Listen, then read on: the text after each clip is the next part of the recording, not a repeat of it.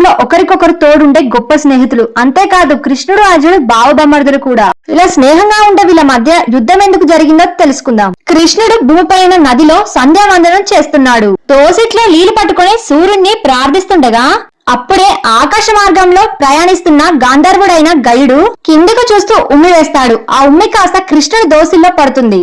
గయుడు చేసిన పనికి కృష్ణుడు ఆగ్రహంతో గయుడిని సంహరిస్తానని ప్రతిజ్ఞ పూనుతాడు. కృష్ణుడి కోపాన్ని చూసిన గయుడు భయంతో నారదుడి దగ్గరికి వెళ్లి సలహా అడుగుతాడు. అప్పుడు నారదుడు మొదట అర్జునుడి దగ్గరికి వెళ్లి ప్రాణభయంతో శరణు కోరి అభయం ఇచ్చాక అప్పుడు కృష్ణుడి పేరు చెప్పని నారదుడు సలహా ఇవ్వడంతో నారదుడు చెప్పినట్టుగా గయుడు అర్జునుడి దగ్గరికి వెళ్లి శరణు కోరి అభయం తీసుకుంటాడు. అభయం అంటే నీకేం కాకుండా చూసుకునే పూర్తి బాధ్యత నాది అని అర్థం.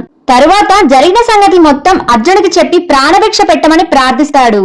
మొదట్లో గైడ్ చేసిన పనికి అర్జునుడు ఖండిస్తాడు, కానీ ఇచ్చిన మాట కోసం కట్టుబడతాడు.